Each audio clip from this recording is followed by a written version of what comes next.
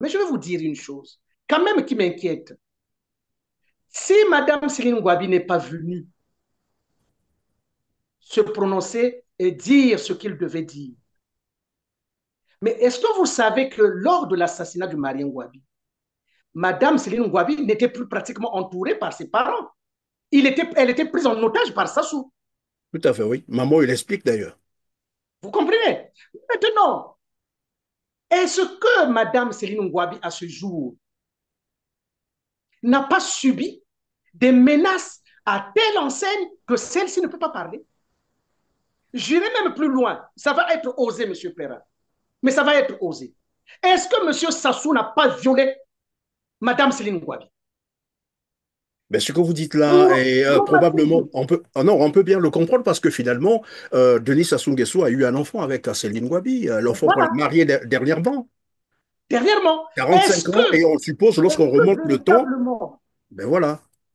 M. Perrin, est-ce que véritablement, on peut suppiter, c'est possible. Mais vous pensez que Mme Céline Gouabi aurait pu se donner vraiment à Sassou comme ça? Mais elle aurait pu, elle a dû rentrer dans une peur telle qu'il ne pouvait plus résister à Sassou. Si Sassou a tué son propre frère, donc qui était son mari, dites-moi, il se serait empêché d'assassiner Céline Gouabi? Est-ce que M. Sassou se serait empêché d'assassiner Céline Gouabi? Donc nous devons faire extrêmement Évidemment, attention. on Je imagine un ne suis peu pas. dans quelles circonstances, dans quelles conditions cette relation a dû avoir lieu, comme vous le dites. Eh oui, Il a dû avoir un viol quelque part. moi je suis convaincu. Mais il reviendra à Mme Céline Gouabi de le révéler. Je suis convaincu que Mme Céline Gouabi a fait l'objet d'un viol ou des viols de la part de M. Sassou. Et connaissant la personnalité que c'est, je ne vois pas en quoi ça pourrait étonner quelqu'un. Céline Gouabi n'avait pas de protection puisque les deux familles n'étaient pas assises. Et ce jusqu'à aujourd'hui. Donc, pour vous dire, M. Perrin, Pardon, cette avant de affaire. continuer, Maître Ganga, parce qu'après les gens vont nous poser la question aussi sur, sur quoi nous fondons nos arguments, je vais proposer évidemment Non, l'élément de, voilà, du mariage de la fille de Céline Gouabi et Denis Sassou Nguesso. C'était passé d'ailleurs à Télé Congo.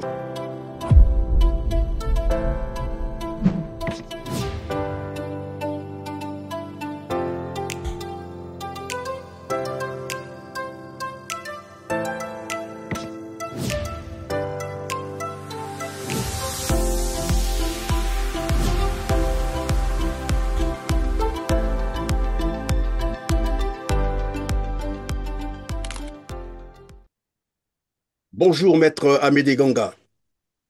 bonjour, Monsieur Christian Perrin. Comment allez-vous? Oh, ça va, en forme. Merci, avocat au Et barreau de Paris. Merci d'être avec nous sur R7.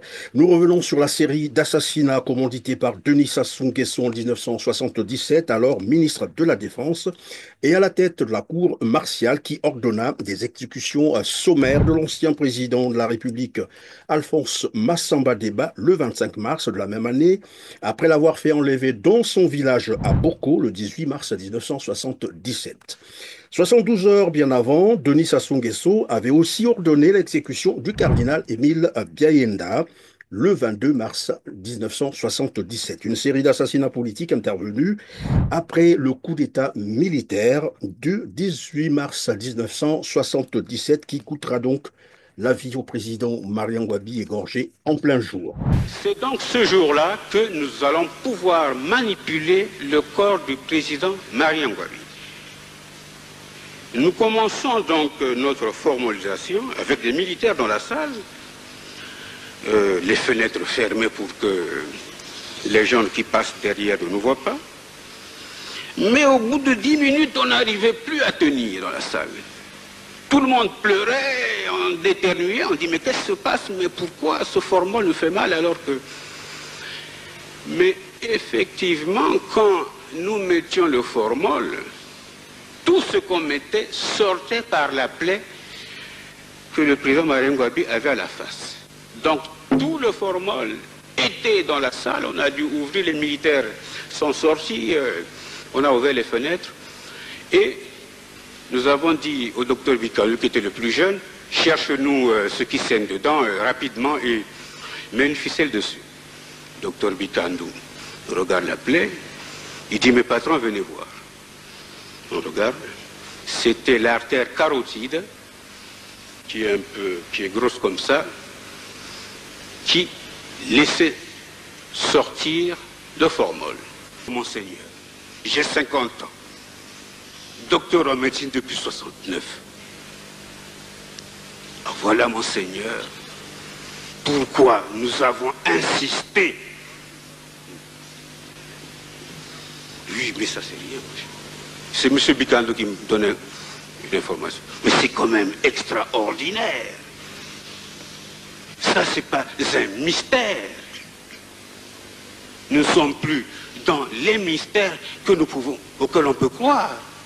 Donc, c'est ce hiatus-là, Monseigneur, pour lequel j'aimerais une explication. Vous disiez qu'il faut relancer tous ces procès, et d'ailleurs, la Conférence nationale souveraine l'avait aussi recommandé, parce que vous estimez que le Denis Sassou Nguesso doit répondre de ces crimes, de ces assassinats crapuleux. Parce que, évidemment, impliqué personnellement, et là on parlerait donc de la responsabilité individuelle de Denis Sassou Nguesso dans ces assassinats. Mais avant de vous poser la toute première question, maître Ganga, je vais vous proposer de suivre cet extrait d'un témoignage de Mamoy, que tout le monde connaît d'ailleurs, l'homme qui avait finalement révélé au grand public, c'était pendant la conférence nationale, l'assassinat du cardinal Émile Biayenda. Nous sommes partis on a dépassé Tatolo. Alors, il faisait déjà, je crois, 17 heures, voire quelque chose. Je n'avais pas une montre, je n'avais pas l'heure. Alors, on arrive, on dépasse Ndjiri. Comprenez, mais c'est ça. On dépasse Ndjiri. On dépasse le petit village de Ndjiri. Et c'est là où il va dire au chauffeur que prends la droite. L'autre a pris aussi la droite. Nous sommes arrivés, en tout cas c'était dans une plaine, une plaine. Le chauffeur freine, lui, le parachutiste en question sort. Il sort, le chauffeur reste là, je vois maintenant le policier sortir et le nouveau président sortir, ils vont se remettre en retrait. Tous les deux. Ils manœuvrent les armes, frappent pas. Maintenant, le parachutiste vient, le cardinal comme ça, le parachutiste là, et moi je suis venu, je me suis mis à côté de lui. Maintenant, il commençait déjà à dire, vous avez tué Marien, il faut expliquer, vraiment. Massamba Deba vous a accusé. Le cardinal lui dit, est-ce que vous avez la preuve? Si on appelle Massamba Deba, il peut prouver la preuve ici, que moi c'est moi qui suis à l'origine de la mort de Marien. Alors, en tout cas là, pour moi je croyais, parce que je suis quand même un ancien militaire, un ancien sous-officier, l'enlèvement c'est pas quand même vraiment, pour les militaires, ils sont ici les officiers, c'est pas quand même vraiment en pleine journée mes frères. Je n'avais pas cette idée dans ma tête. J'étais perdu, je n'avais pas cette idée.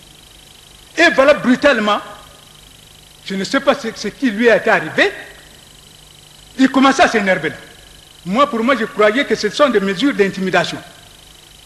Voilà, vous avez tué Marie, il faut le dire, je m'en fous, tant pis. Allez. À un moment donné, j'entends un commandement. Il dit à son ami, et en patois, Kiangeo, il faut que vous compreniez ça. Kiangeo, donc fais-moi l'affaire. En l'air patois. Alors, vraiment j'ai entendu, depuis ma naissance, sincèrement, mes frères, mettez-vous à ma place, quel milieu je me trouvais. Alors, j'ai entendu des coups de feu. J'ai fait ça. Alors, à un moment donné, le cardinal tourne comme ça, parce que lui aussi surpris des coups de... Quand il a fait ça, il a crié « Seigneur !» et il est tombé. Il faut que vous le sachiez. Il est tombé. Alors, je suis resté foutu, complètement. Je n'ai pas vraiment, c'est-à-dire j'étais perdu. Perdu totalement. Alors, qu'est-ce qui va se passer? Suivez, vous allez voir le film. Parce que c'est important. Qu'est-ce qui va se passer? Alors, le gars vient, il va vers le corps. Oh oui, c'est un sorcier. Allez, allons-y, on l'abandonne. Alors, je me suis ressaisi. J'ai dit, mais puisqu'il est mort, pourquoi l'abandonner? Bon, alors, on le prend, on le jette dans Djiri. J'ai dit, mais non, mais amenez-le à l'état-major.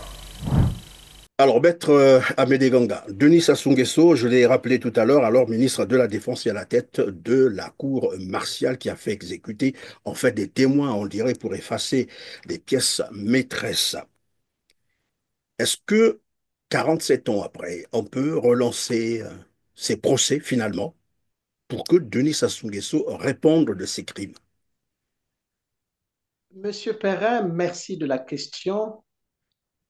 Cette question est fondamentale parce que ça touche des moments très difficiles que le Congo connaît, que le Congo n'a pas connu, mais le Congo connaît jusqu'aujourd'hui.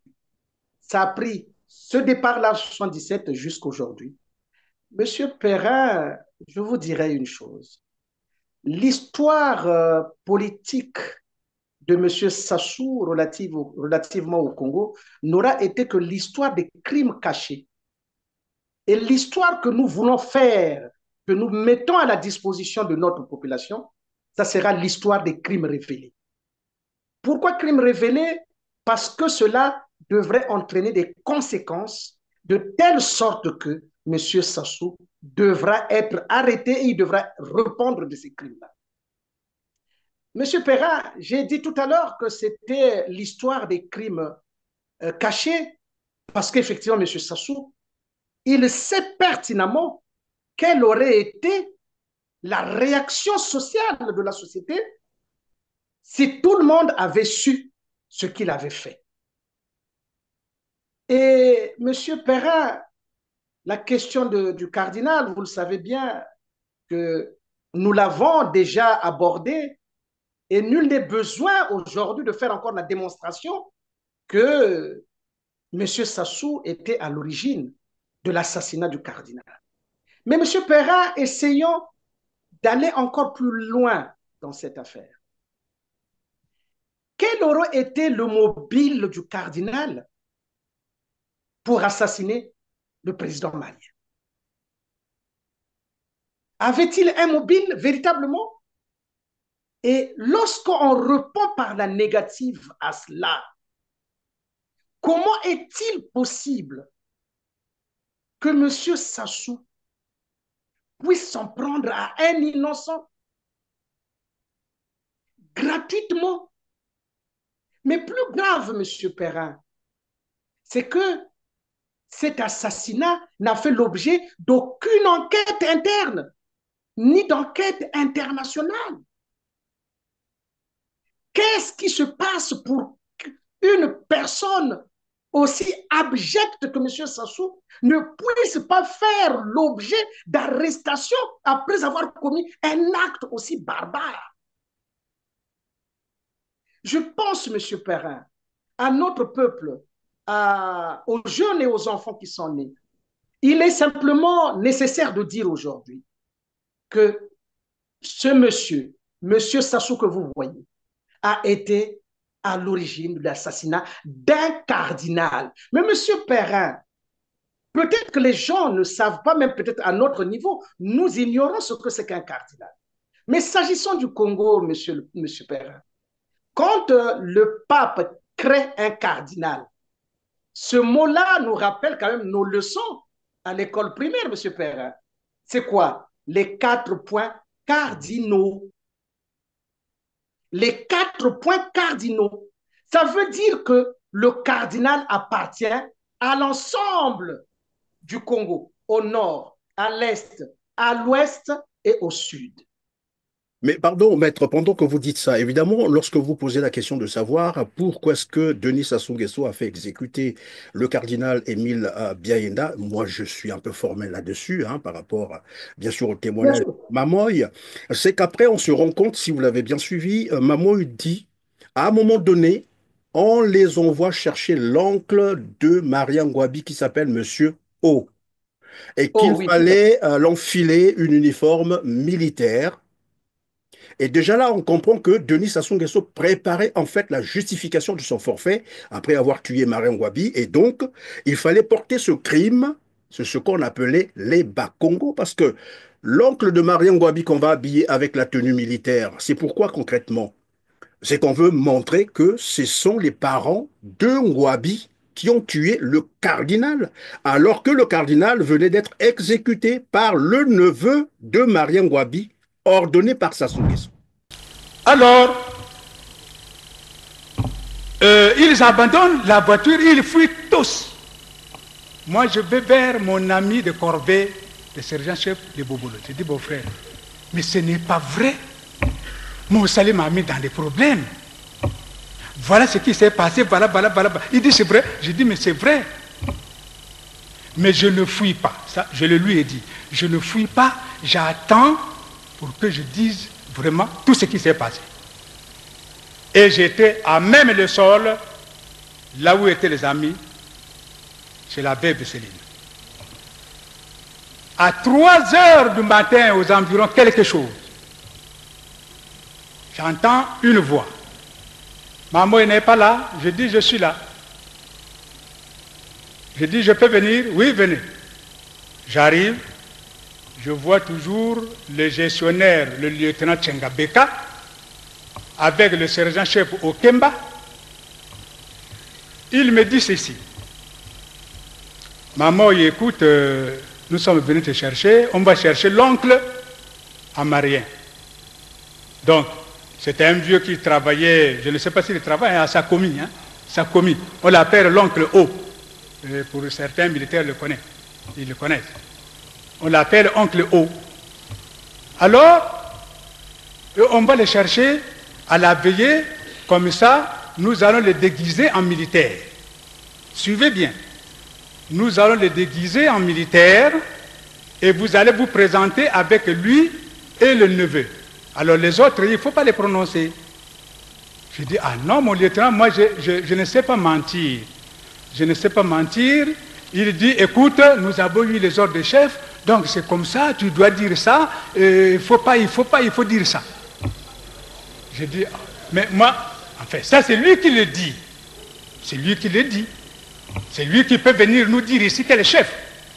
Alors, moi je dis, mais enfin, moi je ne comprends pas. Moi, vraiment, ça m'embête. Il dit, non, il n'y a pas de problème, mais bon, c'est comme ça. Alors, moi je dis, bon, et puisque vous voulez que ça soit comme ça, allons-y. Nous sommes partis. Nous sommes partis. On est allé à Potopoto. On a manqué l'oncle. À Mongali, on a manqué l'oncle. On est allé à Talangaï.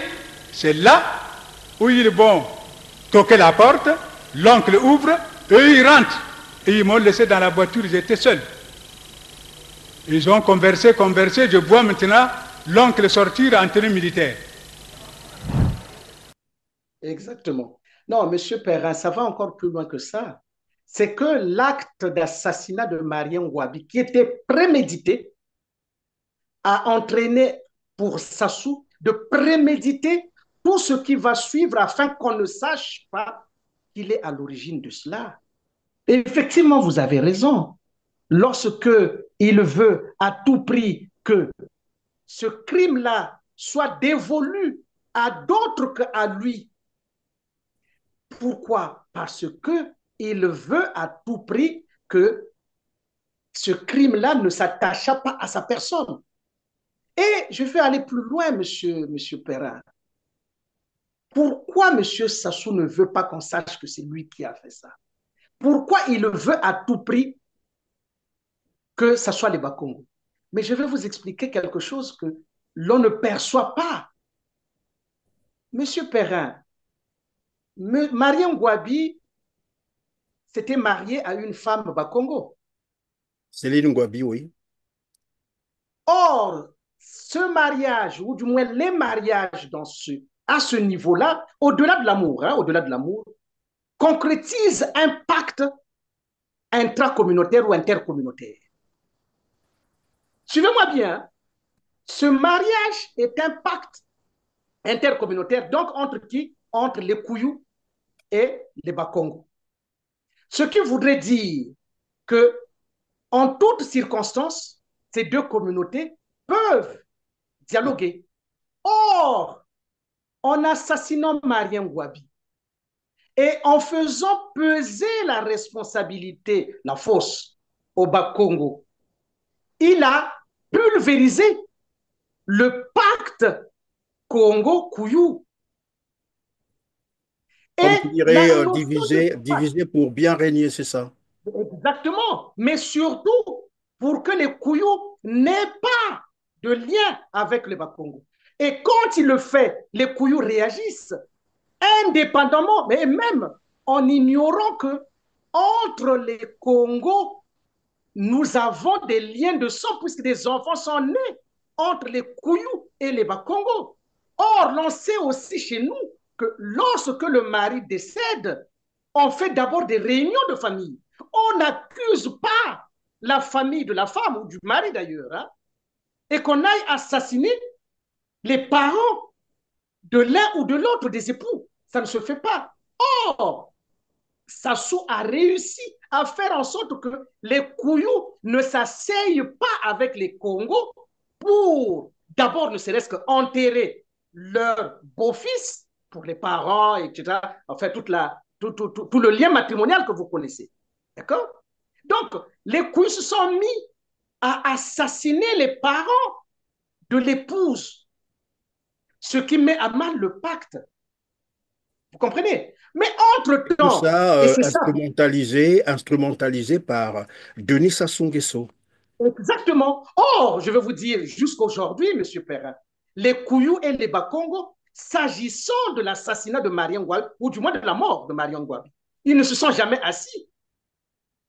Oui, mais moi je pense qu'avec le témoignage de Mamoy, les choses sont claires. On pouvait bien comprendre comment est-ce que Sassou Nguesso a instrumentalisé cette question pour mettre évidemment les Kouyous et les Bakongo en Oui, oui, M. opposition. Perrin, mais ça se fait post-mortem de Maria. Ça se révèle après. Mais c'est pour vous montrer le caractère pernicieux et prémédité des Kouyous. Lorsqu'il fait comme ça, c'est pour attirer les Kouyous vers lui. Mais il pulvérise, je vais aller plus loin, M. Perrin, il pulvérise le pacte Congo-Kouyou pour faire émerger le pacte Mboshi-Vili.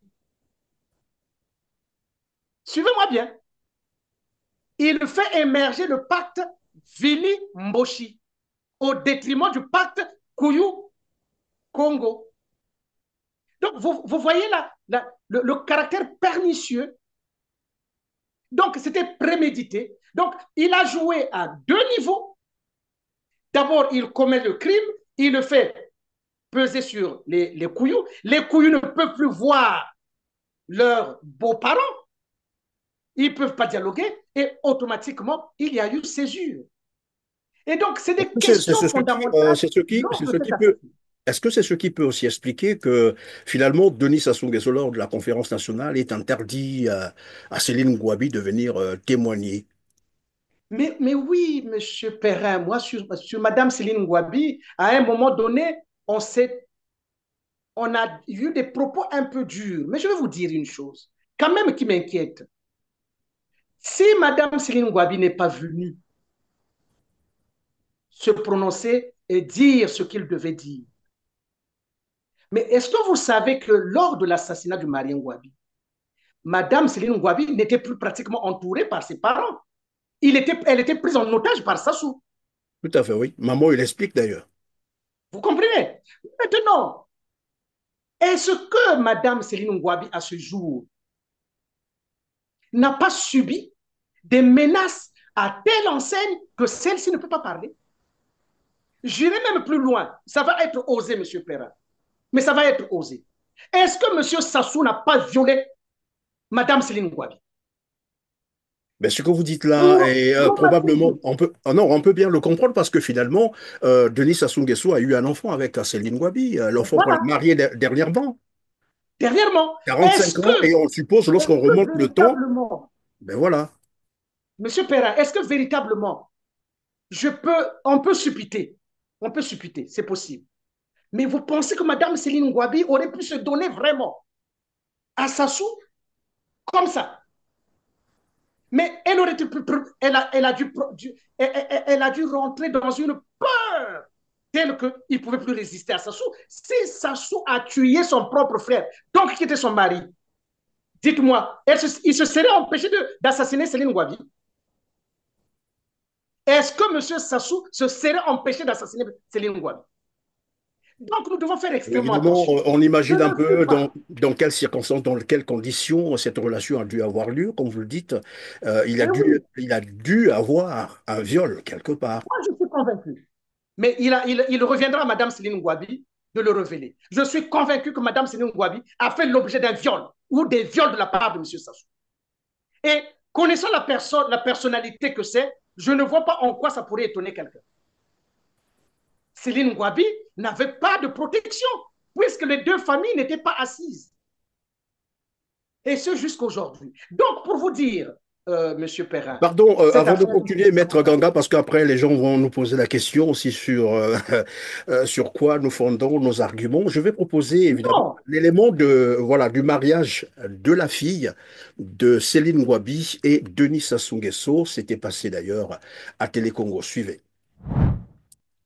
Le carnet rose de ce journal magazine, Dominique et Roger ont scellé leur destin pour la vie, ceux en présence de leurs parents respectifs, parmi lesquels le président de la République, Denis Sassou Nguesso, père de la mariée. La cérémonie a eu lieu à Kintile. Reportage signé Rock Kiamba.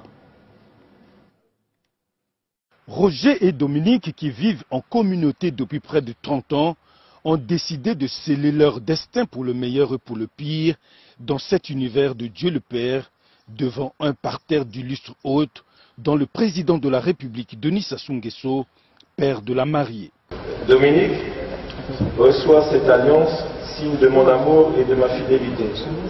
Roger, reçois cette alliance, signe de mon amour et de ma fidélité.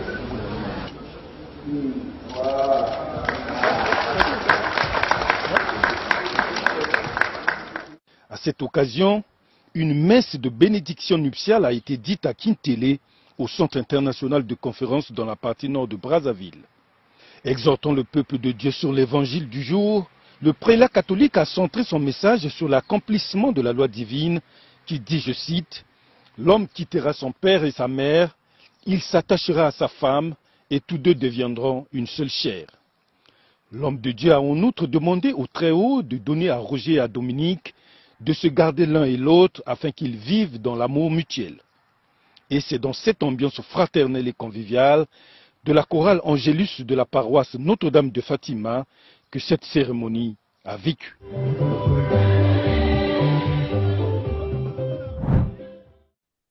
Voilà, alors Maître Amédée Ganga, là on comprend très bien qu'il y a eu voilà, cette relation, je ne sais pas si c'est pendant cette période d'assassinat, période sombre, ou bien avant finalement.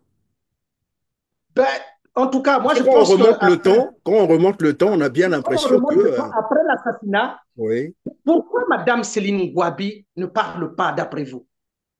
Vous êtes sûr que ce crime-là n'a pas traumatisé cette femme? Et elle le sait. Et pourquoi elle n'est jamais passée à un procès? Et là, nous revenons encore sur la problématique, effectivement, de M. Sassou qui doit être entendu. Vous comprenez? Donc, M. Sassou a prémédité cet acte-là au point d'arriver jusqu'à assassiner un cardinal. Et M. Sassou semble faire peser ce crime-là à d'autres. Mais ce crime du cardinal, M. Perrin, il est mitoyen, sinon il est un crime, c'est à moi, à celui de Marien Gouabi. Vous ne pouvez pas parler de l'assassinat du cardinal si vous ne parlez pas de l'assassinat de Marien Gouabi. Parce que les deux vont de pair.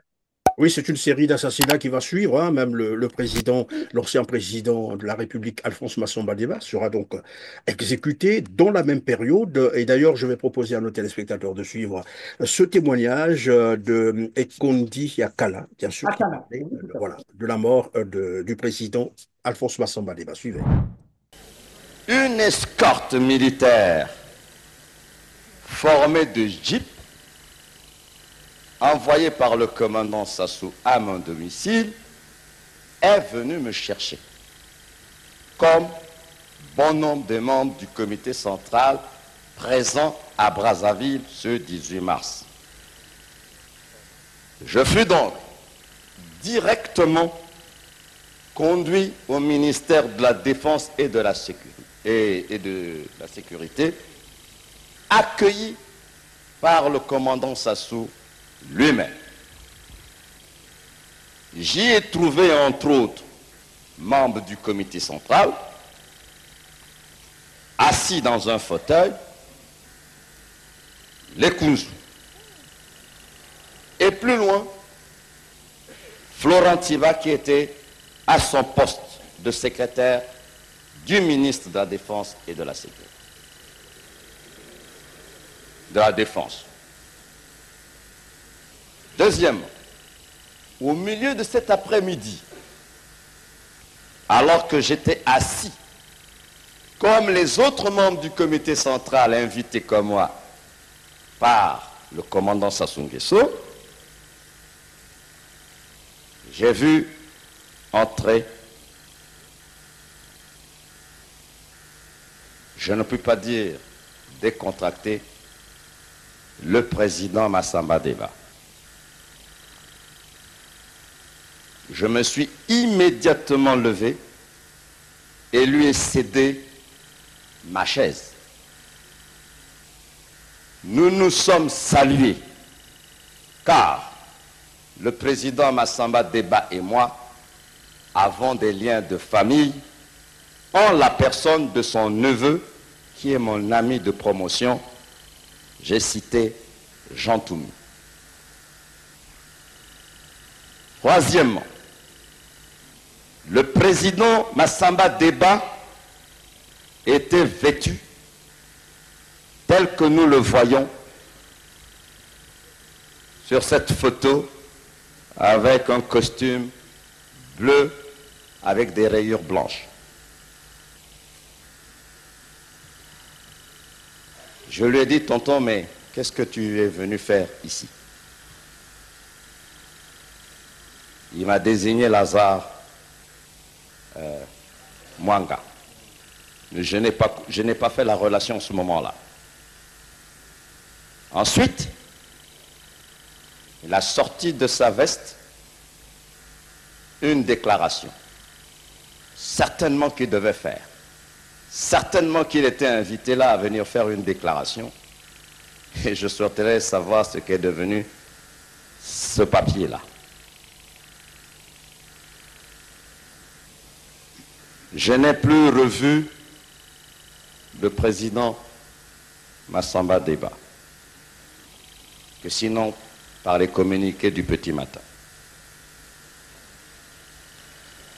Lorsque le commandant Sassou est revenu au lieu où nous nous trouvions rassemblés, nous, membres du comité central, il se mit en colère contre la personne qui avait cédé la chaise au président Massamba Deba. Alors, j'ai compris que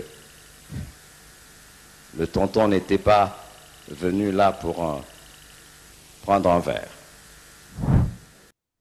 Alors, maître, et donc, comme vous disiez tout à l'heure, c'est une série d'assassinats dont aujourd'hui, Denis Sassou Nguesso n'a jamais été entendu. Et parce que il s'est forcé, mais vraiment, à faire disparaître ou à éliminer, enfin, il a cru éliminer toutes les pièces à conviction, alors qu'il y a bien d'autres qui peuvent témoigner jusqu'aujourd'hui, et qui l'ont fait d'ailleurs à la conférence nationale. Exactement, Monsieur Perrin, mais la problématique la plus importante, comment cette personne a pu passer devant les failles comment des failles se sont construites pour que cette personne arrive même jusqu'au sommet de l'État en sa qualité de criminel. Parce que, M. Perrin, je vais vous dire une chose. Dans cette affaire, le PCT est complice. Et le PCT est une association de criminels. Et je vais vous expliquer qu'est-ce qui se passe. Vous savez, je vais vous donner un certain nombre d'éléments qui vont étonner même ceux qui sont au PCT. Vous savez, la Constitution de 1973, sous l'égide où nous étions, dit une chose. La personne humaine est sacrée. Ensuite, ils disent, l'article 1er de cet article, de cette Constitution dit, la souveraineté réside dans le peuple et du peuple émanent tous les pouvoirs publics à travers un parti unique, le Parti congolais du travail, forme suprême de l'action et sociale de notre peuple et dont l'organisation est définie dans ses statuts. Donc, la Constitution de 73, M. Perrin, c'est important que je vous explique ça, avait un lien avec les statuts du PCT. Donc, le PCT, dans sa configuration initiale, est contre les crimes. Et je vais vous donner les statuts de l'époque, je vais vous lire les statuts de l'époque, qui disaient quoi? Et vous allez voir. L'article 6 du statut de janvier 70 disait ceci. Tout membre du PCT doit tirer sa formation de l'étude permanente et de l'application de manière vivante et créatrice du marxisme-léniniste. Il doit être toujours et partout un travailleur exemplaire, discipliné et prêt à tout sacrifice. Il doit être capable de s'unir avec ceux qui, à tort, se sont opposés au parti, mais qui se corrigent sincèrement de leurs erreurs. Être particulièrement vigilant afin d'empêcher les arrivistes, les comploteurs et les opportunistes d'usurper la direction du PCT et de l'État à quelques échelons que ce soit. Et le garantir que la direction du parti et de l'État soit à jamais aux mains des révolutionnaires. Vous entendez ça, ce qu'ils disent? Ça veut dire, M. Perrin, quand Sassou, et vous allez voir la démarche de M. Sassou, quand il assassine Marien Ngouabi, et on était à quelques mois, ou quelques mois, pour un congrès. Parce que le mandat du président du PCT qui devient président de la République était un mandat de 5 ans. Maintenant, d'où vient-il que, alors que nous sommes en préparation de ce congrès auquel M. Sassou aurait pu se présenter, on assassine le président de la République, donc le président du PCT. Or, comment a-t-on expliqué ce crime-là après? Relativement à Massamba Deba, qu'est-ce qu'on a dit? Marien Ngouabi voulait donner le pouvoir à Massamba Deba, n'est-ce pas? Oui, donc, vous voyez, on revient sur les Bas-Congo. Et c'est sur la base d'ailleurs de ces spéculations que Massamba Deba sera exécuté avec bien sûr l'indignation de celui qui conduisait les enquêtes d'ailleurs, que je vais proposer à nos téléspectateurs d'écouter, à suivre cet extrait. On revient sur le plateau. Je me suis réveillé, je dis qu'est-ce qui se passe? Ils me rendent compte que la radio vient de dire que la nuit, la cour martiale a siégé,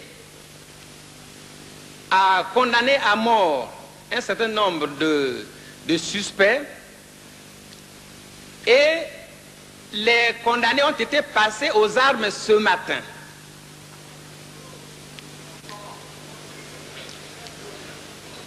Je me suis donc, ayant cette information, je me suis retrouvé comme, c'est-à-dire tout d'un coup la tension a monté et je me suis retrouvé comme fou. J'ai sauté donc dans ma voiture et je suis parti au ministère de la Défense trouver le ministre de la Défense à l'époque, Sassou Nguesso. Je lui ai dit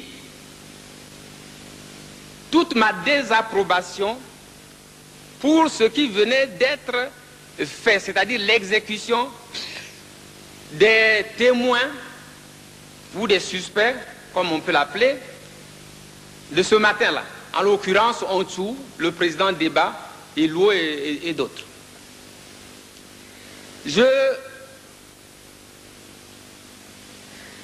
Donc je lui ai dit mon mécontentement et j'ai dit qu'il n'était pas possible, c'était pas admissible, c'était pas acceptable que cela puisse se passer ainsi. Dans la nuit, je suis venu vous rendre compte. Si vous pensiez que ces gens devaient être tués, il fallait nous avertir pour que la commission d'enquête continue les enquêtes et continue à creuser pour en savoir peut-être un peu plus. Mais comment se fait-il que je vous rencontre, vous ne me dites rien, je suis le président de la commission d'enquête, je pars, j'apprends que la cour martiale a siégé et a fait fusiller les gens, a condamné les gens à faire fusiller. Mais c'est sur quelle base que la cour martiale a siégé, puisque nous, de la commission d'enquête, nous n'avons pas encore déposé les conclusions. Alors, Maître Amédée Ganga, et quand vous êtes en train de dire comment est-ce que Denis Sassou Nguesso a fait finalement pour faufiler jusqu'à arriver à la tête du pays. Vous voyez, ça n'a pu être fait qu'avec la complicité du PCT. Parce que au PCT, le statut ou les statuts prévoyaient des sanctions pour tout type de comportement. Prenons l'hypothèse de ce que, disait tout le monde, Marien Ngouabi voulait donner le pouvoir à Massamba Déba. Soit. Mais Massamba Déba n'était pas membre du PCT. Comment aurait-il pu donner... Pardon, pendant que vous le dites, maître, est-ce que Massamba Déba n'a pas non plus été piégé par Denis Sassou Nguesso? Parce que lorsque Kondi Akala parle, il dit Massamba Déba vient avec un discours, une déclaration dans sa poche. Est-ce qu'on ne l'avait pas piégé pour le dire, bah, maintenant qu'Ngouabi est mort, on te donne le pouvoir, alors viens avec une déclaration? C'est exact, et d'ailleurs vous avez bien suivi ça, c'est exactement ça. Je devais arriver à cette démonstration plus tard, mais vous avez dévancé. C'est exactement ça. C'est-à-dire que là, il ne faut pas prendre ça en termes de piège. Il n'a pas piégé, c'est une manipulation, c'est une préméditation. C'est-à-dire que le président Massamba Déba ne disparaît pas par hasard. C'est prémédité tout ça. Tout ça, ça a été prémédité. Et donc, quand on le dit que Massamba Déba venait effectivement pour prendre le pouvoir, parce que la preuve que Ngouabi voulait donner le pouvoir à Massamba Déba, c'est le fait que celui-ci s'est retrouvé au ministère de la Défense, quand Sassou, effectivement, l'appelle en donnant l'impression qu'il vient pour qu'il prenne le pouvoir afin de faire coïncider l'idée de la transmission du pouvoir par Marien Ngouabi et le fait que lui, il devait effectivement lire le discours, qu'il devait faire en sorte que les faits parlent en sa faveur. Vous comprenez? Or, qu'est-ce qui se passe? Mais au PCT, il y a les statuts. Lorsque, si l'on considère que Marien Ngouabi voulait donner le pouvoir à Massamba Déba, restons-en. Mais le PCT prévoyait des sanctions pour ce type d'attitude. Et les sanctions auraient pu être la suspension avec son déchéance de la fonction, l'exclusion temporaire, l'exclusion définitive. Pourquoi donc le PCT, qui consacre le respect de la vie humaine, pouvait-il accepter cet assassinat alors que si jamais le congrès avait eu lieu, eh bien, si Marien Ngouabi effectivement avait voulu donner ce pouvoir, il aurait pu être sanctionné. C'est là que finalement, Denis Sassou Nguesso va finalement manipuler Alphonse Massamba Déba, c'est le cas de le dire, parce que c'est même Denis Sassou Nguesso qui envoie un commando chercher Alphonse Massamba Déba dans son village à Boko.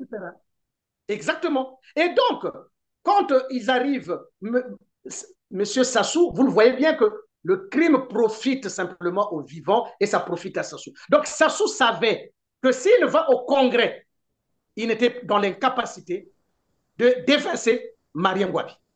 Et peut-être que lui, on aurait pu avoir sa peau, je n'en sais rien. Mais en tout cas, il sait. Mais aujourd'hui, 47 ans plus tard, le PCT qui sait qu'il y avait des sanctions qui auraient pu être appliquées contre éventuellement Marien Ngouabi, si tant est que la démonstration était faite qu'il voulait donner le pouvoir à Massamba Déba, il y avait des sanctions. Donc, on aurait pu maintenir en vie Mariam Gwabi. Et ce que je dis, M. Perrin, ce n'est pas un cas d'école. Yombi, rappelez-vous avec le CMP, quand Sassou réactive le PCT, Yombi veut intégrer le PCT, qu'est-ce qui s'est passé? On a exclu, on a refusé. D'accord? Donc, cette sanction qui a consisté à ce que Yombi ne soit pas intégré au PCT, c'était effectivement un barrage qu'ils ont fait. Mais Yombi est resté vivant. Mais deuxièmement, Tister Chikaya, vous vous rappelez, lorsque finalement le congrès, l'autre congrès arrive, mais M. Sassou fait quoi? Il fait peser sur M. Tister Chikaya le fait qu'il était à l'origine des explosions. Vous vous rappelez? L'aéroport et tout le procès qu'il y a eu. Mais cela a permis de faire quoi? Voilà, tout à fait. Et cela a permis de faire quoi? Ça a permis à M. Sassou d'appliquer les sanctions du PCT. Exclusion de Tister. Tister est resté en vie. Mais encore plus près, celui qui est aujourd'hui le directeur de cabinet de M. Sassou. Mais il avait été Florent Tiba. exclu du PCT pour inconséquence idéologique. M. Florent Tiba. Qu'ils viennent dire que c'est faux ce que l'on dit. Donc, Yombi est resté en vie. Tister est resté en vie. Tiba est encore en vie, malgré les exclusions. Pourquoi est-ce que le président Mariam Gwabi n'aurait pas pu être maintenu en vie et appliquer les sanctions du statut? Et donc, comme quoi, vous êtes en train de dire comme quoi il fallait qu'on l'assassine pour que finalement Sassou Nguesso prenne le pouvoir. En fait, c'était ça. Mais vous avez compris, M. Perrin, j'ai pas besoin de faire, on n'a pas besoin de sortir d'argent. Vous voyez bien que tout ceci a permis à ce que M. Sassou, qui enviait le poste de Mariam Gwabi, l'a assassiné. Est-ce que là, vraiment, on a besoin d'une démonstration éclatante? Non. Il suffit simplement de constater que toutes ces personnes-là, Massamba Deba n'était pas au PCT. Quel était le mobile qu'aurait eu Massamba Deba?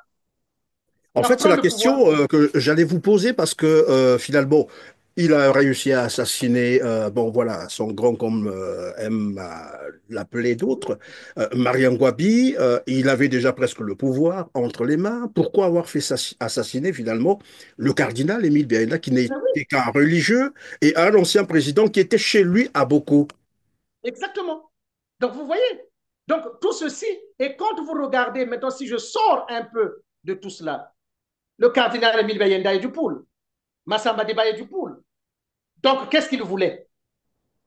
Pour ceux qui disent que, ah non, il n'y a pas eu de génocide au pool, mais c'était un massacre, l'assassinat de Mariam Gwabi, contre des innocents. Et je des innocents, la preuve, c'est que le président de la commission d'enquête venait de le révéler. On assassinait voilà, des innocents comme ça pour justifier un forfait. Donc, voilà. Donc, vous imaginez, mais je vais aller encore plus loin, M. Perrin. On va travailler sur deux hypothèses pour mieux comprendre. Mariam Gwabi est mort avec un acte de décès qui dit qu'il est mort de mort naturelle. Qu'est-ce que vous en pensez? Mais ça veut dire quoi? Parce que jusqu'à présent, l'acte de décès de Mariam Gwabi, personne ne l'a vu.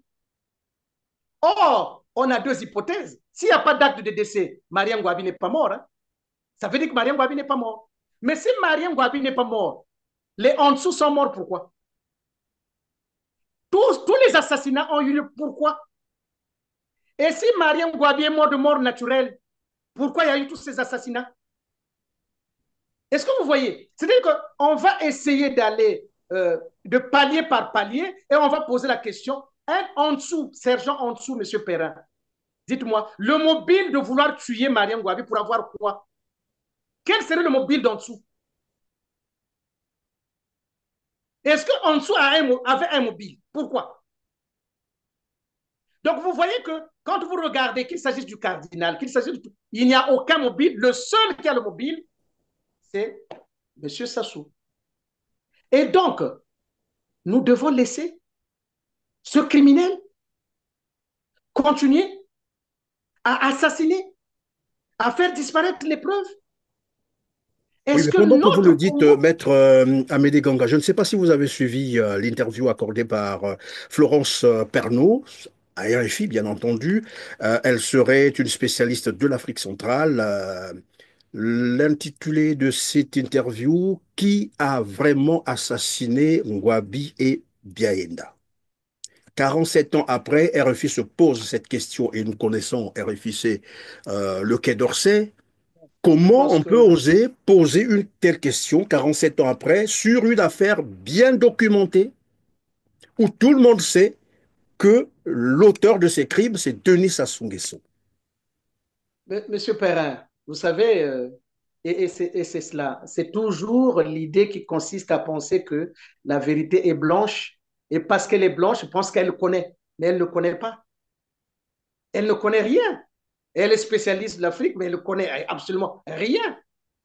Dans cette affaire-là, comme vous le dites, tout a été documenté. Elle ignore même que M. Sassou avait mis en place une commission d'enquête. Mais M. Sassou, qui n'était que ministre de la Défense, il convoque tous ces gens-là. Pourquoi? Il est qui? Il était qui? Alors que lui devait être le premier à être entendu. Et faire Donc, exécuter d'ailleurs tous les témoins. Pourquoi il faisait exécuter ces témoins-là? oui. Pourquoi il le fait exécuter? Mais en réalité, M. Sassou pensait qu'il exécutait des témoins, mais il ne s'exécutait pas lui-même. Parce qu'en exécutant les témoins, pensait-il que c'était des témoins, mais l'auteur restait. L'auteur, c'est lui. Donc, même s'il fait disparaître les témoins, il n'est pas dans une situation en position de se dire je n'apparaîtrai pas comme étant l'auteur, puisque les commissions d'enquête, les convocations, c'est lui qui les faisait. Il convoquait les gens pourquoi?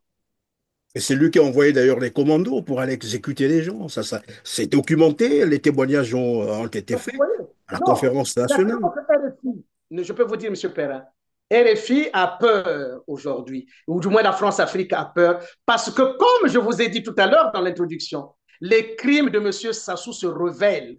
Or, le soutien à M. Sassou, M. Perrin, vous savez pourquoi la France-Afrique soutient M. Sassou? Mais parce qu'il a eu cette capacité à cacher les crimes. Et donc, en cachant ces crimes, il cache la France-Afrique. Et donc, pour la France-Afrique, c'est un client important. Mais Maître Amédée Parce Ganga, vous pensez qu'il que la arrive. France... Pardon, Maître Amédée Ganga, vous pensez que la France-Afrique ignore tous ces crimes-là? Ou bien tout ça s'est fait en lien, bien sûr, en complicité avec la France-Afrique? Non, la France-Afrique n'ignore pas. Mais à partir du moment où M. Sassou est capable de cacher ses crimes, la France-Afrique n'apparaît pas. Sachez que, M. Perrin, la situation actuelle de l'Afrique, vous pensez que si une nouvelle classe arrive au Congo, ils vont regarder, ils vont approuver ce que la France-Afrique a fait au Congo, aussi bien sur le pétrole que sur tous ces crimes-là? On va leur demander Alors les qu'ils le comptes. soutiennent. Ils soutiennent, monsieur Perrin. Ils soutiennent donc un criminel. Maintenant qu'on sait que c'est un criminel, vous verrez que la France sera obligée de lâcher parce que la France-Afrique ne peut pas accepter qu'on les doite. Or, à partir des crimes de Sassou qu'il cachait, tant qu'il cachait, ça ne posait aucun problème. Oui, mais voilà moi Il était un pourquoi je vous ai, criminel. pardon, Maître Ganga, je vous ai posé cette question, bien sûr, sur l'interview accordée par Florence Pernaut. Est-ce que ce n'est pas là une manière pour la France-Afrique de vouloir, comme qui dirait, dédouaner Denis Sassou Nguesso, comme pour continuer à l'utiliser, en fait? Voilà pourquoi j'ai dit tout à l'heure qu'eux, ils pensent qu'on n'a plus l'intelligence, qu'ils ne veulent pas nous reconnaître et qu'on n'était pas en capacité, effectivement, de savoir aujourd'hui que M. Sassou est l'un des plus grands criminels néo-nazis que nous ayons au Congo. Eux, ils pensaient que les Congolais resteraient amorphes. Et d'ailleurs, je pense même d'ailleurs à raison. Parce que quand même, M. Perrin, comment ce criminel résiste-t-il à la loi jusqu'à maintenant? Or, vous voyez, M. Perrin, M. Sassou a commis tous ces crimes sans pour autant qu'on ait, même à la conférence nationale, ils n'ont pas pu obtenir, ou du moins, comment je peux appeler ça, ils n'ont pas pu relever le mode opératoire. Alors que M. Ekondi Akala le dit avec une telle précision que ce monsieur devrait être arrêté. Mais M. Sassou, vous savez, à la conférence nationale, S'il est venu dire même que j'assume, c'est parce qu'il avait l'assurance qu'il ne serait pas arrêté. Autrement, il ne serait pas Mais fait. l'assurance de qui? De la France-Afrique? Vous avez tout compris, M. Perrin. Vous avez tout compris. Parce que vous voyez que quand il prend le pouvoir, il reprend le pouvoir. M. Perrin, est-ce que vous savez que c'est toujours de mensonge en mensonge quand il prend le pouvoir? Lorsqu'il assassine Mariam Ngouabi, il y a un congrès qui se prépare. Mais il assassine le président. Pour ensuite aller créer le comité central, le comité militaire du parti. Et une fois qu'il est sûr qu'il maîtrise maintenant le PCT, il repart vers la résurgence du PCT pour prendre les règnes. Vous voyez? Et la même chose, M. Perrin. Regardez bien. En 92, il perd les élections. D'accord? Il perd des élections.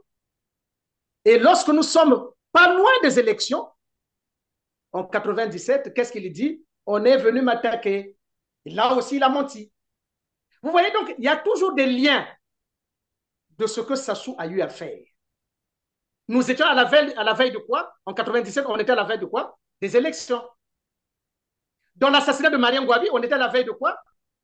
Du congrès du PCT. Ouais, voilà. Donc, vous voyez, comme on dit, le chien ne change jamais sa façon de s'asseoir. Sassou est l'un des plus grands criminels que le Congo n'ait jamais eu.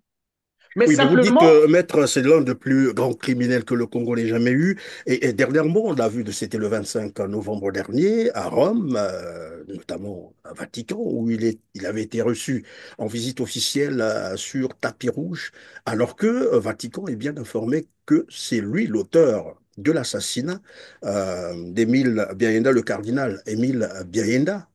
Et vous vous souvenez de la lettre qu'il avait envoyée, qu'il avait adressée au Vatican, après avoir fait assassiner le cardinal, et c'est ce que nous étions en train d'expliquer tout à l'heure, et il va faire chercher donc l'oncle de Mariam Ngouabi, qu'on va enfiler une uniforme de militaire, et alors qu'il venait déjà de faire exécuter le cardinal par le neveu de Mariam Ngouabi, si les gens ne l'ont jamais su, et tout à fait. Il écrit au pape pour dire non, c'est pas, voilà, c'est un peu, ce sont des parents, donc ce sont les parents de Mariam Ngouabi qui ont voulu venger la mort de voilà, de leur fils, donc Mariam Ngouabi. Voilà pourquoi ils ont assassiné le cardinal Émile Biayenda.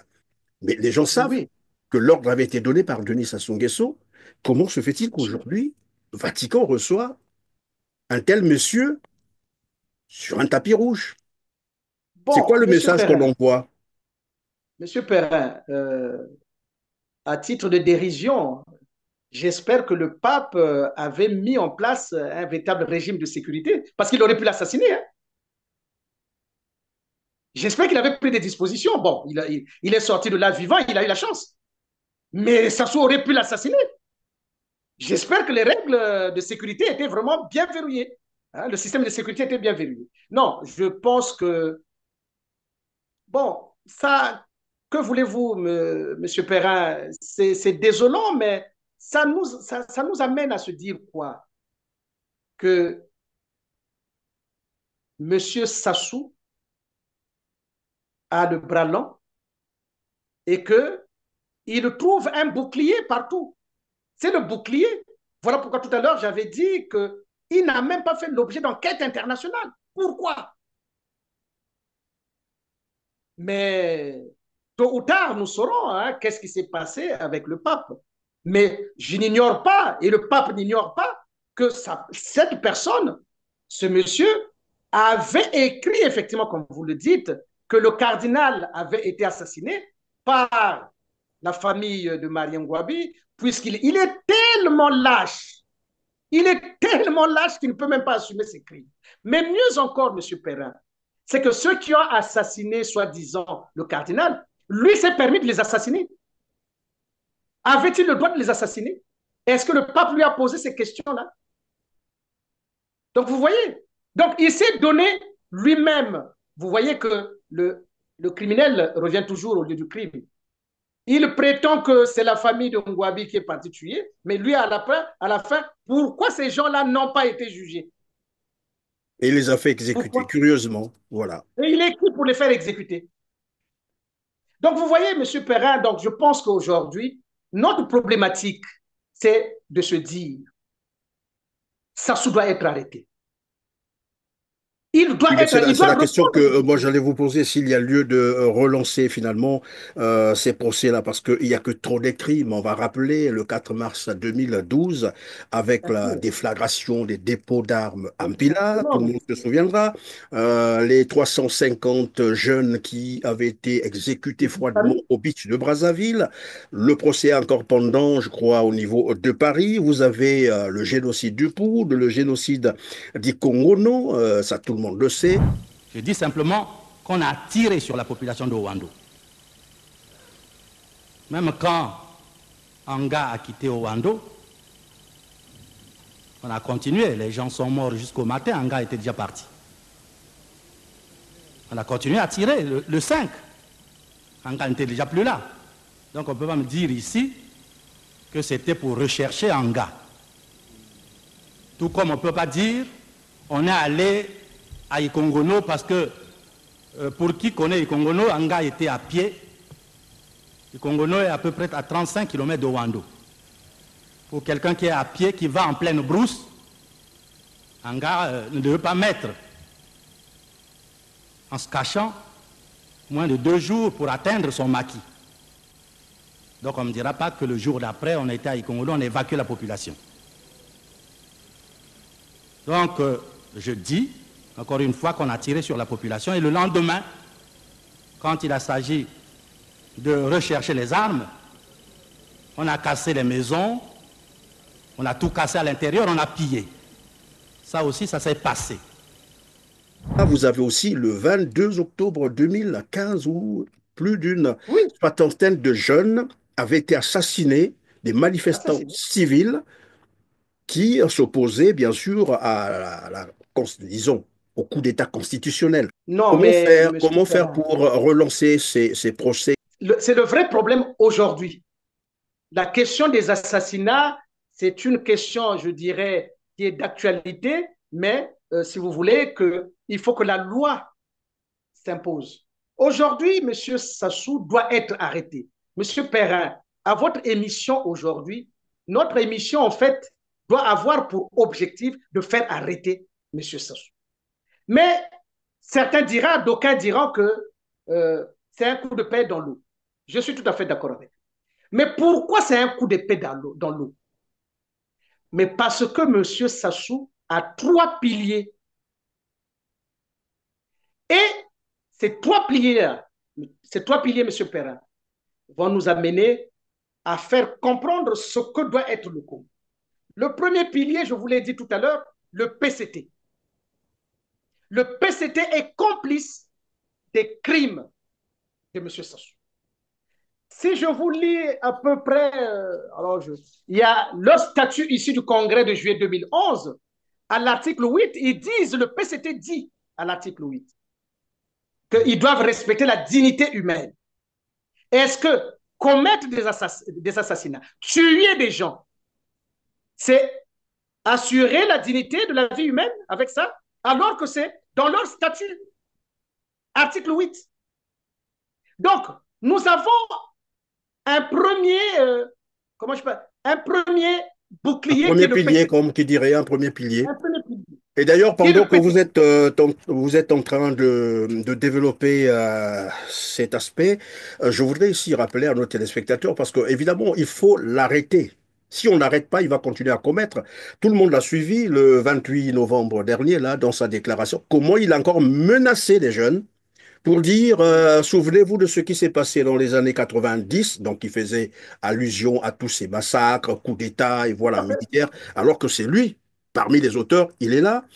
Il dit de rappeler cela aux jeunes, s'ils ne veulent pas revivre, évidemment, ces événements. Donc, il est encore prêt à recommettre les mêmes actes, les mêmes crimes. Et si on ne l'arrête pas, évidemment, il va récidiver, comme qui dirait. Mais on va aller plus loin, M. Perrin. On va aller plus loin. On a dit tout à l'heure que le premier pilier, c'est le PCT, qui est complice des crimes. Parce que Sassou aurait pu être éjecté du PCT et le mettre à la disposition de la justice, au regard de leur statut. Ils ne le font pas. Donc, ils sont complices. Le deuxième bouclier qui est important, c'est les forces publiques. Parce que si Sassou n'est pas arrêté, c'est parce que les forces publiques sont eux-mêmes dans la chaîne alimentaire du crime. Troisièmement, le clan Moshi. Donc voilà les trois boucliers. Mais alors, il faut se poser la question maintenant. En ayant ces trois boucliers, sommes-nous dans un État tribal ou sommes-nous dans une république? Est-ce qu'on doit accepter que l'État tribal dévoie, ou comment je peux appeler ça? Oui, que l'État tribal dévoie la République, donc la loi.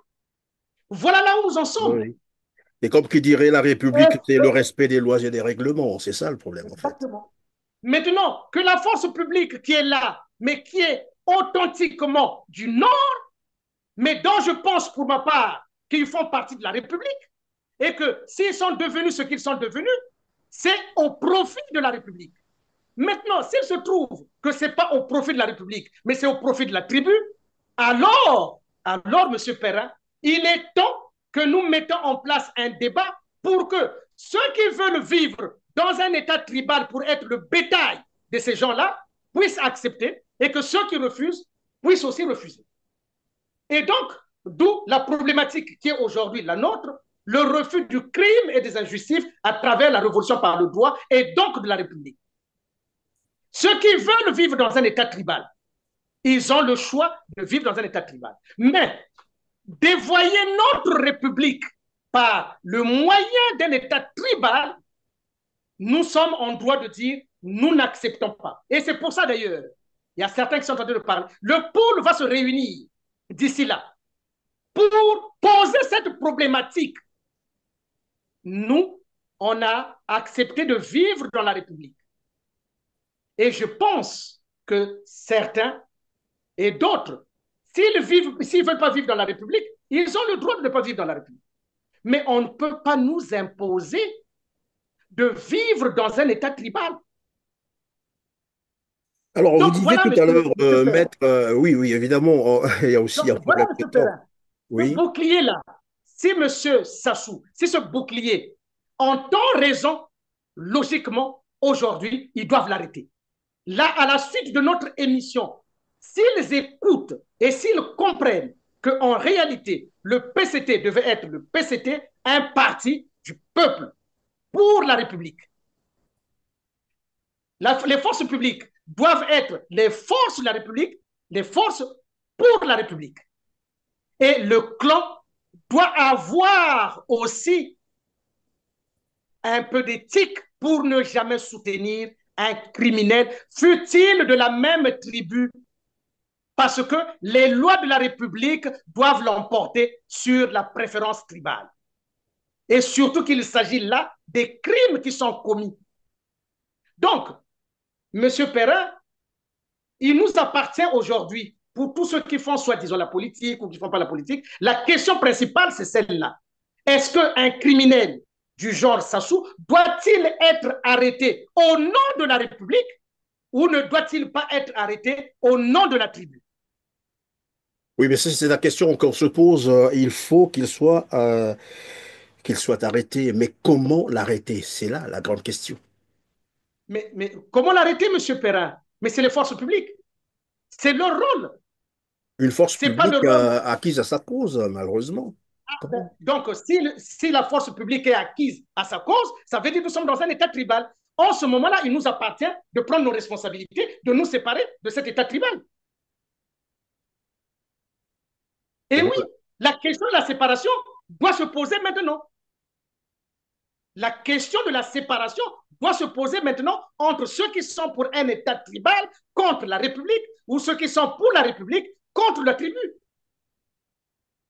Et parce que d'autres Congolais n'accepteront pas continuer à être du bétail qu'on peut évidemment éliminer comme ça, par la volonté d'un homme qui veut... Posons la problématique sans passion, mais mettons le débat maintenant sur la table. Tous les cadres du nord à l'est, à l'ouest, au sud, tous les cadres, nous devons maintenant nous asseoir. Parce que on ne peut pas comprendre. Si nous avons une force publique, peu importe hein, ceux qui sont dans la force publique, s'ils sont républicains, est-ce que la question va se poser? Non. La question ne se posera pas. Parce qu'ils savent bien que Sassou est un criminel, il faut qu'on l'arrête. Or, il se trouve aujourd'hui, M. Perrin, Monsieur Sassou, le lien qu'a M. Sassou avec toutes les générations qui passent, les gens qu'on nomme par-ci, par-là, mais ce lien-là est un lien criminel. Il y en a qui sont des généraux là qui ne le sont qu'à cause ou grâce au crime de Sassou. Donc, vous voyez.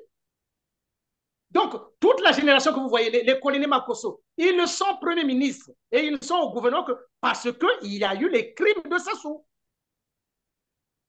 Vous comprenez? Tous ceux qui ont des titres, tous ceux qui ont des postes, ils ne sont là que parce que Sassou a commis des crimes. Je vais vous dire une chose.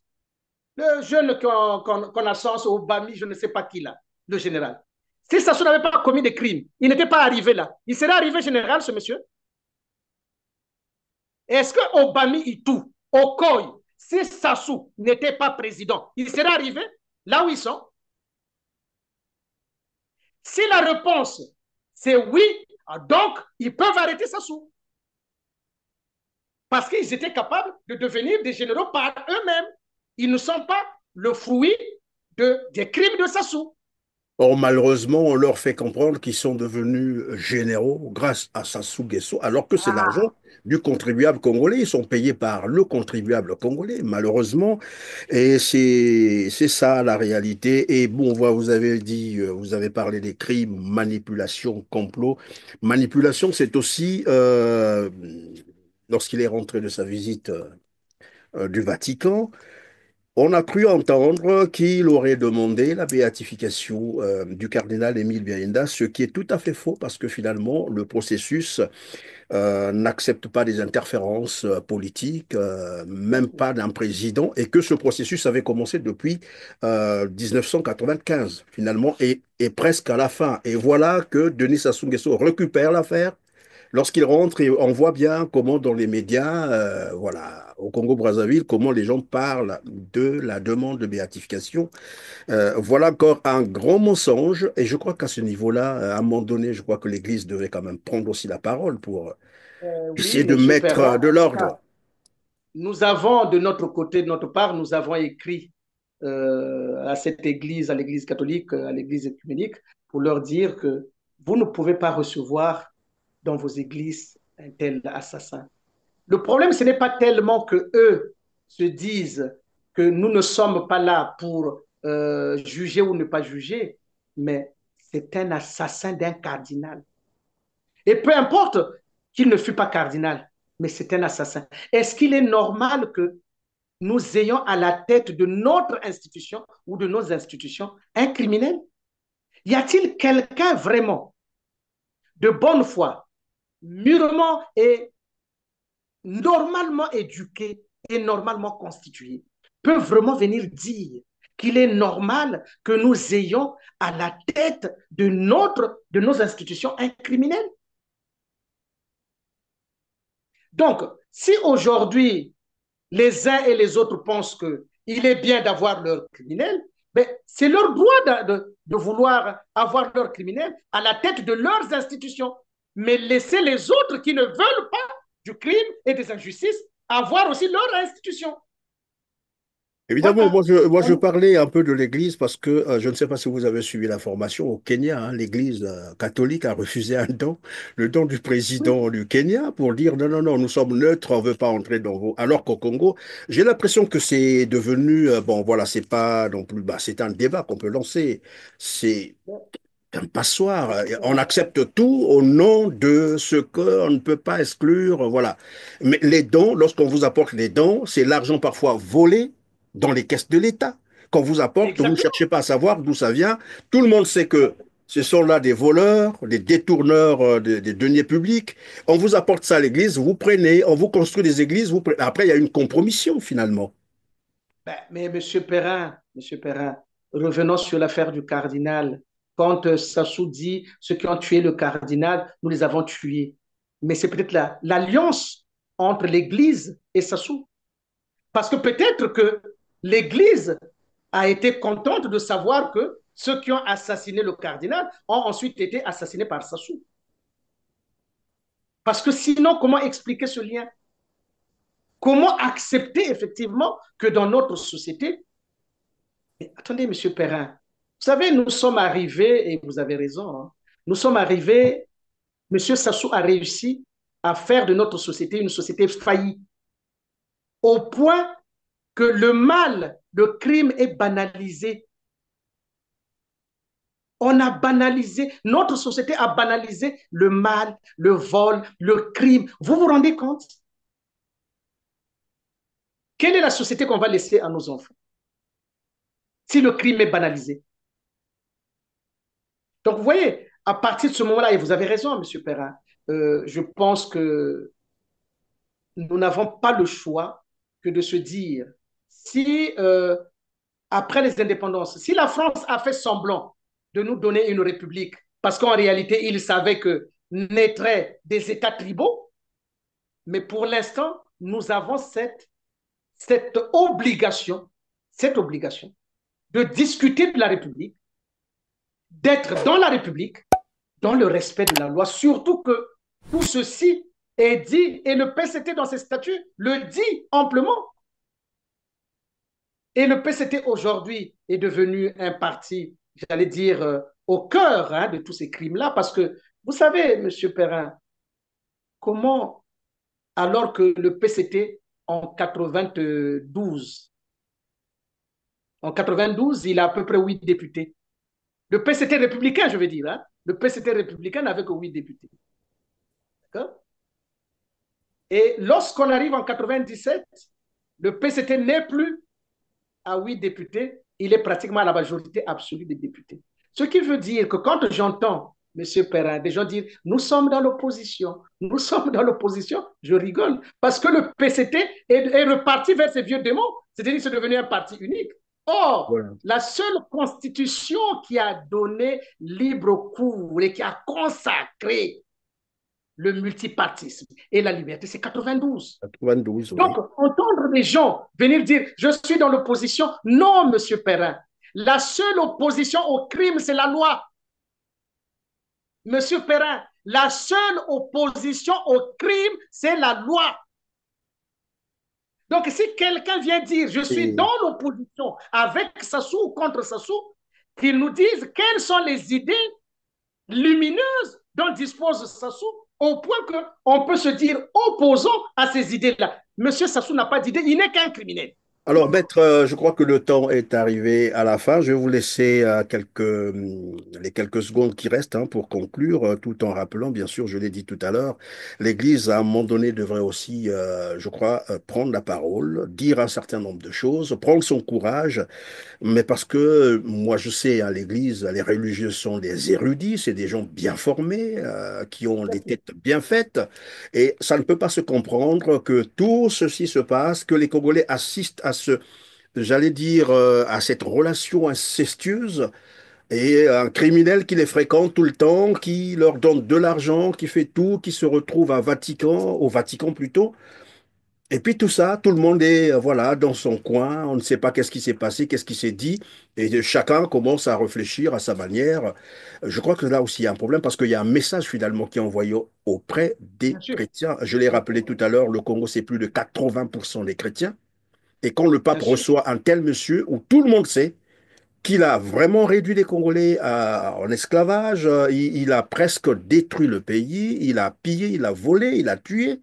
Bon, après, quel est le message qu'on envoie aux jeunes qui regardent ces images? Parce qu'il y a ça aussi. Monsieur Perrin, on n'a pas autre chose à dire aujourd'hui pour ce Congo-là que la loi de la République doit l'emporter et M. Sassou doit être arrêté. Au regard de toutes les démonstrations qu'on a eu à faire, nous devons dire ceci, M. Perrin. Le Congo, et comme je l'ai dit d'ailleurs pour le pool, le Congo ne sera pas le cimetière et ne doit pas être le cimetière des crimes impunis. Pourquoi peut-on donner une puissance, une telle puissance à un individu pour simplement nous tuer? Parce que nous lui donnons cette puissance-là de nous tuer. Est-ce que c'est normal? que dans notre pays, depuis les indépendances jusqu'à aujourd'hui, il y a une seule personne, qui aurait pu se retrouver depuis longtemps. Peut-être que s'il avait eu la peine maximale ou condamné à vie, eh bien, le Congo aurait fait autre chose. Donc, M. Perrin, non, le Congo mérite mieux que ça. Et si ce que je venais de dire, le PCT, la force publique, le clan Moshi, prenez votre responsabilité, prenez vos responsabilités. Parce que nous sommes dans une république. En tout cas, ça n'a pas encore été changé. Même la constitution de 2015 dont il se prévaut dit que le Congo est une république. Et M. Sassou n'est qu'un criminel. Il n'est rien d'autre qu'un criminel. Et les autres ne sont pas du bétail pour eux, pour lui.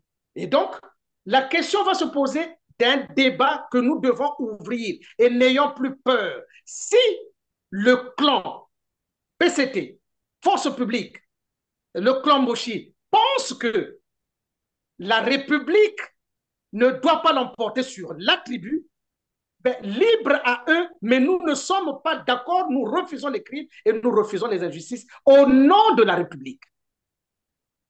Et l'Église devrait faire la même chose pour essayer de conscientiser petit à petit, mais en tout cas, conscientiser les chrétiens pour que ceux-ci comprennent qu'on ne peut pas accepter des criminels dans nos églises. Vous savez, M. Perrin, pour parler à l'Église, lorsque les impies s'accaparent du pouvoir, le peuple disparaît. Et ça, l'Église le sait. Lorsque les impies s'accaparent du pouvoir, le peuple disparaît. Mais nous ne voulons pas de cela, M. Perrin. Nous voulons un Congo dans la République. Mais dans ceux qui ne veulent pas un Congo dans la République, libre à eux, mais nous allons maintenant imposer ce débat-là. Et ce n'est pas la peine que les gens viennent dire « nous sommes dans l'opposition, nous sommes… » Non, on n'est plus dans l'opposition, on est sur la question de savoir. Doit-on laisser un criminel à la tête de nos institutions ou nous devons nous en débarrasser? C'est le seul combat aujourd'hui qui se justifie. Voilà. Le problème, c'est que pendant que vous le dites, là, on constate bien que même le crime a été consacré au Congo-Brazzaville par l'article 96 de la Constitution du 6 novembre 2015, où, comme qui dirait, aucune poursuite pour les faits qualifiés de crime ou ne sera, possible. Monsieur Perrin, vous savez, cette disposition pour faire un clin d'œil, cette disposition fait suite à la plainte que j'avais déposée contre lui, vous vous rappelez, je vous l'ai déjà dit. Et cette clause, en réalité, s'appellerait la clause Maître Ganga Amédée, la clause 96 que vous voyez là. C'est parce que Maître Ganga Amédée a déposé plainte contre lui et que M. Sassou a trouvé le moyen. Mais il oublie une chose, c'est que nul n'a le droit de s'accuser de ses propres fautes, de ses propres crimes. Vous voyez? Or, lui, il s'accuse déjà de ses propres crimes. Mais la loi ne peut pas lui rendre l'immunité au seul motif qu'il a commis un crime. Non, il doit être arrêté et la force publique, les forces publiques, vous devez faire le nécessaire pour libérer le pays par rapport à tous ces crimes. Maintenant, si vous ne le faites pas parce que vous pensez que vous êtes redevable à M. Sassou, dites-vous que vous perdez la République. Vous avez le choix. Perdre la République au profit de l'État tribal ou bien perdre l'État tribal au nom de la République et donc au nom des valeurs les plus élevées. Et comme j'ai dit, M. Perrin, je le répète, avant que nous nous séparions, le Congo mérite d'être dirigé par des personnes aux pensées hautement élevées et non par des personnes aux instincts bassement grégaires. Et d'ailleurs, vous avez vu dans son discours, il fait référence à quoi? Toujours aux animaux. Il n'a jamais fait référence aux êtres humains, aux pensées nobles. C'est toujours, il y avait le jaguar derrière la maison, je suis dans la forêt, je suis ceci. Voilà ce qu'il est. Un peu comme qui dirait à l'instinct grégaire, c'est ça le problème en fait. L'instinct grégaire, exactement. Voilà, M. Perrin. Et le Congo mérite plus que mieux que ça. Je redis encore, au nord, au sud, à l'est, est-ce que vraiment le Congo ne mérite pas d'être dirigé par une personne aux pensées hautement élevées que plutôt par des personnes aux instincts bassement grégaires? Et là, en plus, un criminel. Mais enfin, Est-ce que chaque Congolais essaie de réfléchir mais dans nos cervelles, qu'est-ce qu'il y a? Est-ce que vous vous rendez compte? Est-ce que nous sommes des êtres humains au point d'accepter qu'un criminel arrive à la tête de nos institutions? Enfin, le gouvernement congolais, réfléchissez, il y a des cadres quand même, vous avez été fort, mais en tout cas, réfléchissez quand même. Le PCT, que vous soyez des idiots, je comprends, mais vous n'êtes pas idiots au point d'accepter qu'un criminel soit à la tête de votre parti. Non, M. Perrin, non, il est temps, M. Perrin, nous prenons date aujourd'hui. M. Sassou doit être arrêté dans les conditions, à travers les conditions que nous avons indiquées. S'il ne l'est pas, nous allons mettre le débat sur la table qui consiste à dire ceux qui veulent vivre dans une république, eh bien, soyons tous ensemble dans la république, et ceux qui ne veulent pas, eh bien, ils vont partir. Voilà. On ne peut plus faire l'économie, on ne peut plus faire l'économie de ce débat-là. On ne peut plus faire l'économie de ce débat. Ceux qui veulent être du bétail et les esclaves pour les autres, ils n'ont qu'à l'accepter. Mais en tout cas, à travers Maître Ganga, à travers tous ceux qui nous suivent, à travers mon association et à travers tous ceux qui admettent les idées que j'ai déjà mis en place à travers la révolution par le droit, vraiment, nous devons mettre en place ce débat-là. Ce débat doit avoir lieu. Nous ne devons plus le craindre. Le débat doit avoir lieu. Lesquels sont pour un État tribal et lesquels sont pour la République?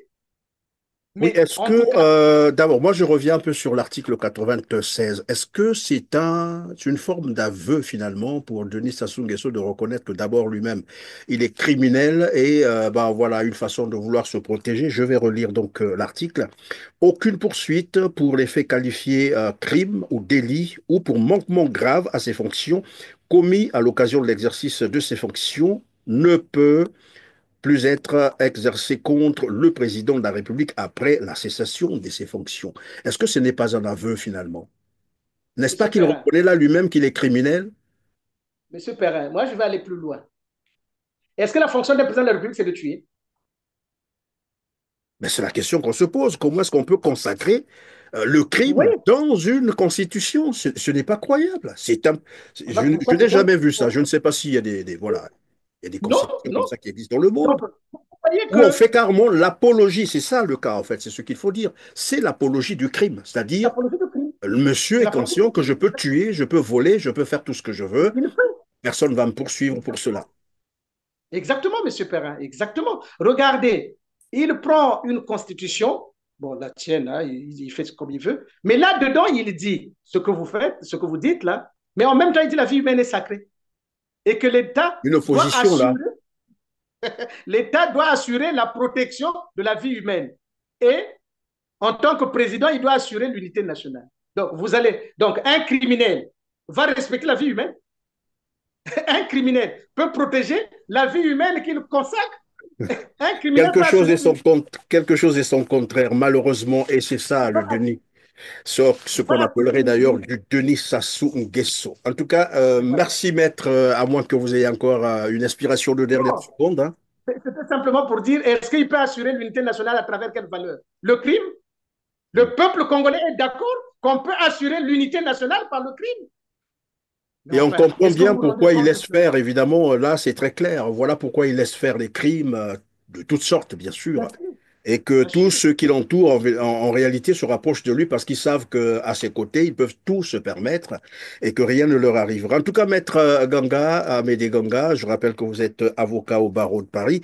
Merci d'avoir été avec nous sur R7 pour débattre de cette question épineuse d'ailleurs et très, très importante parce que finalement, comme vous l'avez dit, et c'est comme ça que je peux résumer ça, la place du criminel, c'est en prison et non à la présidence. Mesdames, Messieurs, c'est la fin de cette émission. Merci de nous avoir encore fait confiance. Cliquez sur le petit pouce en l'air juste en bas de la vidéo. Partagez massivement cette interview et dites-nous en commentaire ce que vous pensez des sujets que nous avons abordés avec Maître Ganga. Et que pensez-vous finalement des crimes commis par Denis Sassou Nguesso? Merci et on se retrouve très prochainement.